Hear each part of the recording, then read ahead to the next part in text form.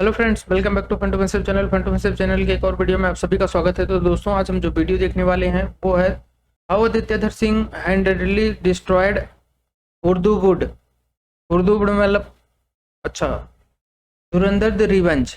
तो ये है आज का वीडियो का टाइटल और ये दी श्याम शर्मा शो का वीडियो है और इन्होंने आदित्यधर के बारे में इन्होंने बनाया है और उन्होंने उर्दू वर्ड जो है उसको कैसे ही अकेले दम पर जो उन्होंने डिस्ट्रॉय कर दिया है।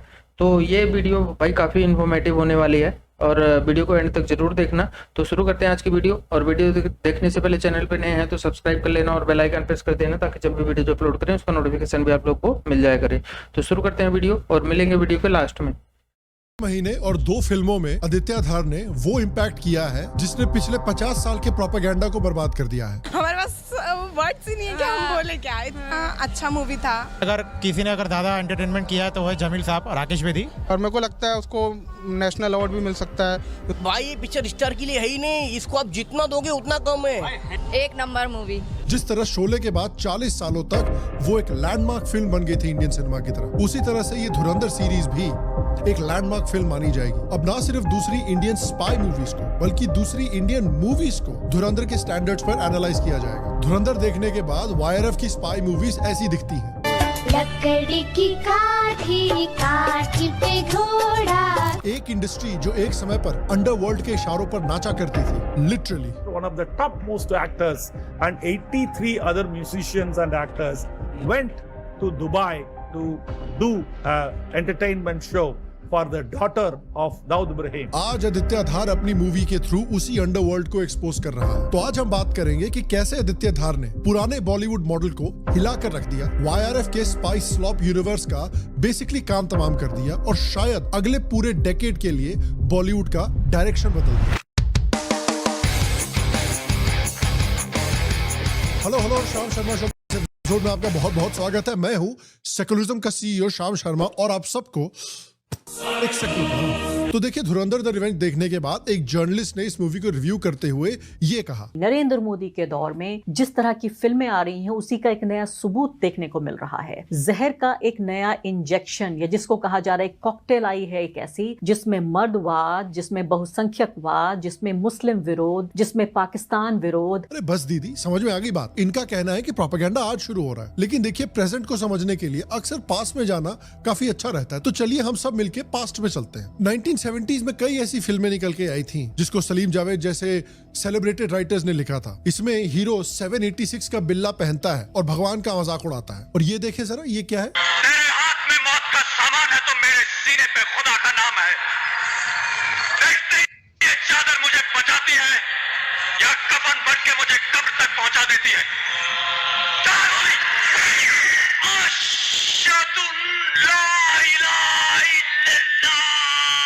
ये सीन याद है? जितने भी हिल स्टेशन हैं, सब के सब अंग्रेजों ने डिस्कवर किए। एक कश्मीरी है जिसे मुगलों ने डिस्कवर किया था। अच्छा, हाँ, याद रखना। मुगलों का तो जवाब ही नहीं। उनका म्यूजिक देखिए, पेंटिंग देखिए। और हिंदुइज्म का ट्रीटमेंट जरा देखते हैं।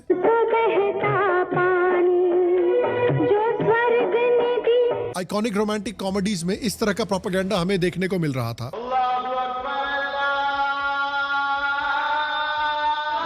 खुदा की रहमत का सुना था, आज देख भी लिया। हैदर फिल्म याद है? सीधे सेपरेटिस्ट प्रोपेगेंडा। राजी फिल्म जो है इतनी खराब थी कि हरिंदर सिक्का, जिनकी बुक पे राजी फिल्म की स्टोरी बेस्ड थी, उन्होंने आके पब्लिक स्टेटमेंट दिया था कि राजी का क्लाइमैक्स पूरी तरह से बदल दिया गया था। राजी की जो हमारी हीरोइन है सहमत, वो एक्चुअली बहुत प्राउड थी अपने काम से, बहुत बड़ी देशभक्त थी, लेकिन मूवी में उसकी स्टोरी बदल दी गई। मूवी में उसको दिखाया गया कि वो अपने देश से डिसगस्टेड थी और वो पाकिस्तानियों पे जासूसी नहीं करना चाहती थी। राजी में एक बड़ी दुर्घटना हुई मेरे साथ में। ये फिल्म में जब सहमत वापस आती है तो सच्चाई में अगर आप कॉलिंग सहमत पढ़ेंगे तो वो तिरंगा को सल्यूट करती है। और बैंड जो कि उस वक्त जय भारती पे कर रहा था, मुझे 8 साल लगे थे इस किताब को लिखने में। तो जो बैंड जय भारती सल्यूट कर रहा था, मास्टर चीफ जो सेलर था, उसने 2 ट्वीक करके बैंड जय भारती को बंद करके जनगण मन प्ले किया था। राजी में ना तो कोई तिरंगा दिखाया गया और ना कोई जनगण गाया गया, बल्कि उसको डिप्रेशन स्टेट में लाया गया। पाकिस्तान के फ्लैग दिखाए गए और इंडियन इंटेलिजेंस एजेंसी को नीचे दिखाया गया। ये लेफ्टिस्ट अप्रोच के खिलाफ में इतनी सफाई से काम किया गया। मुझे पूछिए वो दर्द कहाँ होता है। बजरंगी भाईजान में सलमान भगवान राम की प्रार्थना करते हैं, लेकिन उनके प्रेयर्स नहीं आंसर होते। उनके प्रेयर्स आंसर होते हैं दरगाह पे जाके। डायरेक्टर ने खुद कहा था कि उनकी फिल्म प्रोपेगेंडा है। I'll give you an example again from one of my films, Bajrangi. The song, the chicken song. The chicken song is actually the most political and subversive song of the film. But a chicken song is basically was written in the face of the beef ban. और ये scene तो आपको याद ही है, ये होता है crime against humanity. वो फिरा दे अपना भी झंडा। और देखिए इस तरह की जो फिल्में हैं, इस तरह के जो सीन्स हैं, उसके दो बड़े रीजंस हैं। एक बड़ा रीजन तो है कि भाई बॉलीवुड का जो एवरेज फिल्म मेकर है, जो एवरेज एक्टर है, उसका यही एटीट्यूड है। उसको पाकिस्तान से बहुत प्यार है, उसको इस्लाम के लिए बहुत रिस्पेक्ट है, लेकिन वो लिबरल माइंडेड भी है। और जितना लिबरलिज्म वो पेलना चाहते हैं, जितना ज्ञान वो पेलना चाहते हैं, सारा भारत की तरफ, सारा हिंदुइज्म की तरफ। तो एक तो ये है, लेकिन उसके साथ साथ एक और डार्क एस्पेक्ट है बॉलीवुड का, जो शायद धुरंधर एरा में लोगों को याद ना हो। एक समय था बॉलीवुड में जब बॉलीवुड को अंडरवर्ल्ड कंट्रोल करता था। 1980s 1990s में डी कंपनी ने बॉलीवुड में पैसा इन्वेस्ट करना स्टार्ट किया। बॉलीवुड प्रोड्यूसर्स और एक्टर्स को थ्रेटन किया जाता है कि आप पैसे लीजिए और उनके रूल्स को फॉलो कीजिए। कई फिल्में हैं जो डायरेक्टली माफिया के डायरेक्शन पर बनाई गई थी और उनके पैसे से बनाई गई थी। There are people who work continuously in Mumbai to keep this larger than life image alive by writing books, by producing movies and for example, Daddy 1 and 2 made on Arun Gavli. Manya Surve's thing, Shootout at Wadala, Shootout at Lokhandwala, Mumbai Once Upon a Time. If you've seen all that, Satya company, they were all funded and financed by them only. Dawood Ibrahim और दूसरे underworld के जो mafia थे, वो पूरे की पूरी industry को शिकंजे में रखे हुए थे और उनको डरा धमका के रखते थे। ये सुनिए। I know as an immigration officer, one of the topmost actors and 83 other musicians and actors went to Dubai to do an entertainment show for the daughter of Dawood Ibrahim. और उसके बाद ये फोटोज देखिए। ये photos देख के आपको समझ में आएगा कि ये लोग जो हैं, ये दाऊद इब्राहिम के गेस्ट नहीं हैं, हॉस्टेज हैं। उस आदमी ने पूरी की पूरी बॉलीवुड को हॉस्टेज बना के रखा हुआ था। दाऊद ये बात समझता था कि आर्ट इतना पावरफुल है लोगों की आइडियोलॉजी को शेप करने में। अंडरवर्ल्ड के लोग ऐसी फिल्में बनवाते थे जिसमें अंडरवर्ल्ड को अच्छा दिखाया जाए, अंडरवर्ल्ड के माफिया डॉन्स को हीरो की तरह दिखाया जाए, ताकि लोगों के दिमाग में उनका एक पॉजिटिव इमेज बने। और ऐसी मूवीज भी बनाई जाती थी जो इंडिया के हिंदूज को और हिंदुइज्म को रिडिक्यूल करे, उन्हें छोटा दिखाएं। और ये अचीव करने के लिए किस तरह की धमकियां देखिए मिलती थी। राकेश रोशन पर अलेजिडली फायरिंग करवाई गई थी क्योंकि राकेश रोशन ये नहीं चाहता था कि Hrithik Roshan underworld finance movie में काम करे। 1997 में गुलशन कुमार, जो काफी प्रो हिंदू मैसेजेस स्प्रेड किया करते थे, उनको भी अंडरवर्ल्ड द्वारा अलेजिडली मरवा दिया गया था जब वो एक मंदिर से निकल रहे थे। तो एक समय पर यह हालत थी बॉलीवुड की। और उस शैडो में बॉलीवुड में आते हैं आदित्य धार। धुरंधर के रिलीज के बाद पूरा इंटरनेट इस समय पर पीक डिटेलिंग बाय आदित्य धार की बातें कर रहा है, लेकिन आदित्य धार भी किसी बॉलीवुड फैमिली से नहीं आते हैं। वो भी बॉलीवुड में इनिशियली स्ट्रगल करते हुए ही आते हैं। आदित्य धार के one of the first film industry mentor Priyadarshan ने रिसेंटली रिवील किया कि फिल्म मेकिंग के पहले आदित्य धार क्रिकेटर बनना चाहते थे और क्रिकेट में उनकी अच्छी परफॉर्मेंसेस भी थी, लेकिन इंटरनल पॉलिटिक्स की वजह से वो इंडिया के अंडर 19 टीम में नहीं जा पाए। Because he was a cricketer, it seems.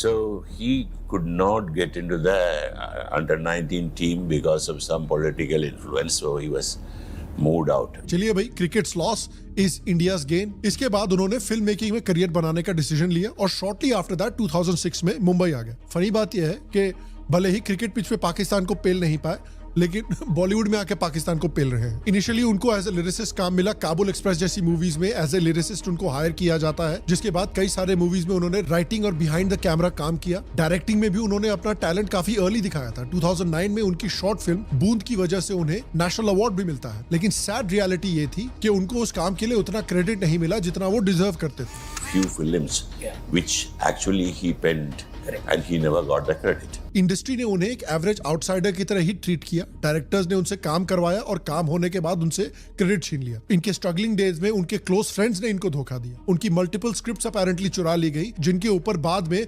100 crore की सक्सेसफुल मूवीज बनी। मेरी जर्नी में काफी धोखे थे, काफी स्क्रिप्टें थी जो मुझसे चुरा ली गई और 100 करोड़ की फिल्में बन गई उनकी।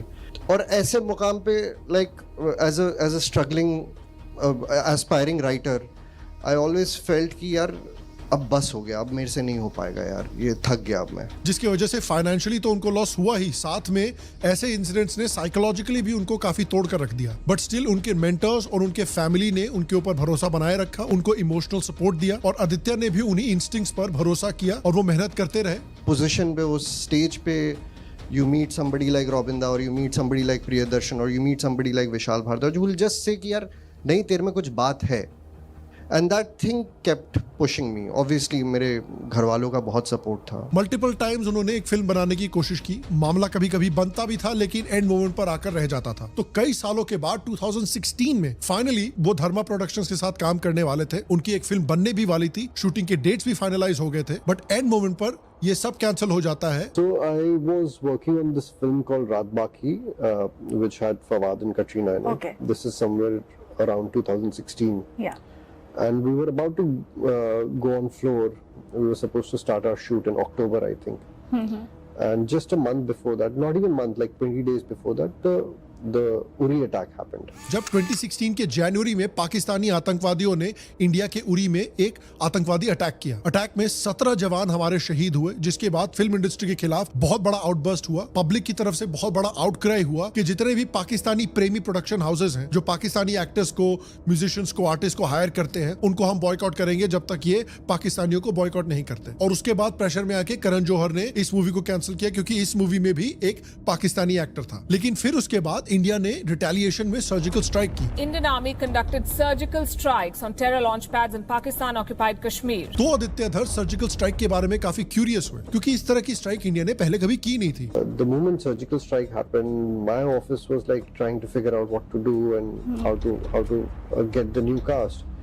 And my mind was actually trying to figure out what exactly happened. I really want to know how they pulled it off. Reason ये था कि आदित्य धर ऑब्वियसली एक पेट्रियोटिक आदमी है, दूसरी तरफ एक कश्मीरी हिंदू होने के नाते उन्होंने किस तरह से पाकिस्तानी स्पॉन्सर्ड टेररिज्म उनके कल्चर को, उनकी सोसाइटी को बर्बाद कर चुका है, उसके बारे में भी काफी अवेयर थे। और जब इंडिया ने पहली बार पाकिस्तान को उन्हीं के लैंग्वेज में जवाब दिया तो ये चीज उनको बहुत एक्साइटिंग लगी। I was always interested in army. I wanted to get into army as a kid. It's that I'm a Kashmiri Pandit. So I've been hearing about terrorism since I was really small. Okay. उन्होंने surgical strikes पर research करना शुरू किया, जितनी भी detail gather कर सकते थे उतनी गैदर की। From 1st October 2016 itself, I started researching, and in 6 months, and it was very difficult research because it's a classified information. Absolutely. और 12 दिनों के अंदर उन्होंने उरी की पूरी स्क्रिप्ट लिख डाली। I ended up writing the entire screenplay in 12 days. Just 12 days. Just 12 days. और ये है, देखिए कर्मा कैसे काम करता है। न पाकिस्तान 2016 में भारत पे अटैक करता, न इंडिया रिस्पॉन्ड करता, न उरी बनती और न आज धुरंधर बनती, जिसकी वजह से परमानेंटली पाकिस्तान का पीआर इंडिया में बर्बाद हो चुका है। Anyway, the rest is history. Uri काफी बड़ी सुपर हिट बनी बॉक्स ऑफिस पे। 28 करोड़ के बजट में उस मूवी ने 350 करोड़ रुपए कमाए। उसी साल इस मूवी ने नेशनल अवार्ड भी जीता। आदित्य धर के प्रोडक्शन हाउस B62 प्रोडक्शंस के अंदर बाकी जितनी भी मूवीज लॉन्च हुई हैं वो भी बहुत सक्सेसफुल रही हैं। आर्टिकल 370 ने भी 20 करोड़ के बजट में 105 करोड़ कमाए। बारामूला जैसी मूवी जो डायरेक्टली OTT पे रिलीज हुई उसको भी बहुत क्रिटिकल अक्लेम मिला और काफी हाई रेटिंग्स भी मिली। और अब धुरंधर ने तो हिंदी मूवीज के मार्केट को पूरी तरह से शिफ्ट ही कर दिया है। धुरंधर के पार्ट 1 ने 1300 करोड़ से भी ज्यादा का कलेक्शन कर लिया और अब धुरंधर पार्ट 2 तो उसी राह पर बढ़ रही है। बस 5 दिन में 900 करोड़ पार कर लिए हैं इस फिल्म ने और लगता है कि धुरंधर पार्ट 1 का भी रिकॉर्ड तोड़ने वाली है। और आज धुरंधर पार्ट 2 में आदित्य धार उसी दाऊद इब्राहिम को एक्सपोज कर रहे हैं, वही दाऊद जिसने एक टाइम पर पूरी बॉलीवुड को अपनी मुट्ठी में रखा हुआ था। हिम्मत के साथ दाऊद इब्राहिम और अंडरवर्ल्ड माफिया के जो ISI के साथ लिंक्स हैं उसको एक्सपोज कर रहा है। दाऊद इब्राहिम के हिंदूज के खिलाफ और अपने ही देश के खिलाफ किस तरह की रिलीजियस बिगेटरी थी उसको एक्सपोज कर रहा है और साथ ही उसको एक ऐसे पैथेटिक फिनिश्ड आदमी की तरह दिखा रहा है जो तड़प कर पिछले कई सालों से बस जिंदगी से चिपका हुआ है और हालत उसकी इतनी खराब है कि उसको अपना शौच भी एक बैग में करना पड़ता है। सिर्फ यही नहीं, आदित्य धार ने सिर्फ दाऊद जैसे गैंगस्टर्स को एक्सपोज ही नहीं किया बल्कि उसने बॉलीवुड के जो रीसेंट क्राउन जूल्स में से एक यानी वायरस स्पाई यूनिवर्स उसको भी पूरी तरह से हिला कर रख दिया है। ये फोटो देखिए आप, क्या है ये, क्या मजाक है ये। आदित्य धर की मूवीज ने वायरस स्पाई यूनिवर्स की मूवीज को जेन्युइनली पोगो कार्टून बना के रख दिया है और ना सिर्फ पोगो कार्टून बना दिया है बल्कि उनकी आइडियोलॉजी को भी पूरी तरह से एक्सपोज कर दिया गया है। ये वायरस स्पाई मूवीज जो हैं, ये अपने आप को स्लिक एक्शन मूवीज की तरह पोजीशन करने की कोशिश कर रही थी, लेकिन उसके साथ साथ एक genuinely poisonous ideology Indian audiences के हलक में उतारने की कोशिश कर रही थी। ये सारी मूवीज बेसिकली शो करती हैं कि आईएसआई जैसी आतंकवादी एजेंसी जो काउंटलेस इंडियन डेथ्स के लिए रिस्पॉन्सिबल है, वो एक्चुअली इंडिया की बेस्ट फ्रेंड है, वो एक्चुअली इंडिया का भला करना चाहती है। सलमान खान की टाइगर मूवीज का ये सीन देखिए। क्या डिसाइड किया? रॉ, आईएसआई साथ में करते हैं ना सर। पायलट, कोई सेफ जगह ले चलो यार। दुश्मन से प्यार करना गद्दारी है। सर जब प्यार हो रहा था तो किसी ने बताया नहीं कि दुश्मन है, और जब प्यार हो गया तो समझ नहीं आया कि दुश्मन क्यों है। टाइगर सर कब तक भागोगे? सर जिस दिन इंडिया और पाकिस्तान में रॉ और आईएसआई की जरूरत नहीं होगी, उस दिन हम वापस आ जाएंगे। भाई आईएसआई को इंडिया का बहुत अच्छा दोस्त बोलना तो यही हुआ कि आप बोल रहे हो कि छोटी बच्चियों का सबसे अच्छा प्रोटेक्टर जेफरी एप्स्टीन है। रॉ और आईएसआई में देखिए कितना रोमांस चल रहा है भाई। आसपास पुलिस तो नहीं है। क्योंकि तुम बॉम्ब लगाओगे।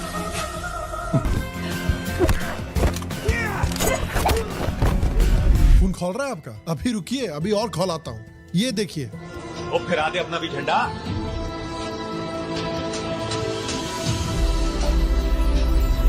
इनसे इतना पूछना है, भाईचारा में इनको इतना इंटरेस्ट है। किसी आईएसआई वाले से वंदे मातरम बोल के दिखवा दें, किसी आईएसआई वाले से भारत माता की जय बोल के दिखवा दें। तो मैं बहुत खुश हूँ कि इन मूवीज को भी पूरी तरह से एक्सपोज कर दिया गया है। और आदित्य धार के बारे में स्पेशल बात यह है कि वो इस समय पे इंडियन सिनेमा के एक रेनेसांस के वैनगार्ड पर है। जो बॉलीवुड की मेंटल स्लेवरी रही है पिछले 60 सालों की, उस मेंटल स्लेवरी को आदित्य धार तोड़ चुके हैं। और वो देश की जो रियलिटी है, इंडिया के कल्चर की, इंडिया की सिविलाइजेशन की जो रियलिटी है, उसको ऑडियंस के सामने डाल रहे हैं। ये पहला रिस्क सक्सेसफुली एस.एस. राजामौली जैसे डायरेक्टर्स ने लिया था, एक ऐसे समय पर जब सक्सेसफुल मेन स्ट्रीम मूवीज बन रही थी, मुगल्स के बारे में, जोधा अकबर जैसी। उस समय पे एस.एस. राजामौली ने बाहुबली जैसी बड़ी रिस्क ली।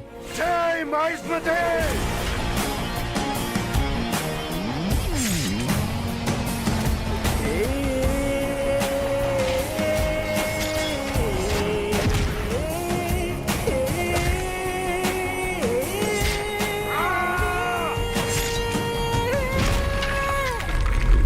एक इनक्रेडिबल रिस्पॉन्स मिला ऑडियंसेस से। One of the most successful Indian franchises in history बन गई ये मूवीज। और फिर आरआरआर के साथ उन्होंने एक और बड़ा रिस्क लिया, जिसमें clear Indian religious civilisational imagery, Indian nationalism, slick over the top popcorn cinema के साथ ऐसा मिक्स किया गया कि it just became an incredible package.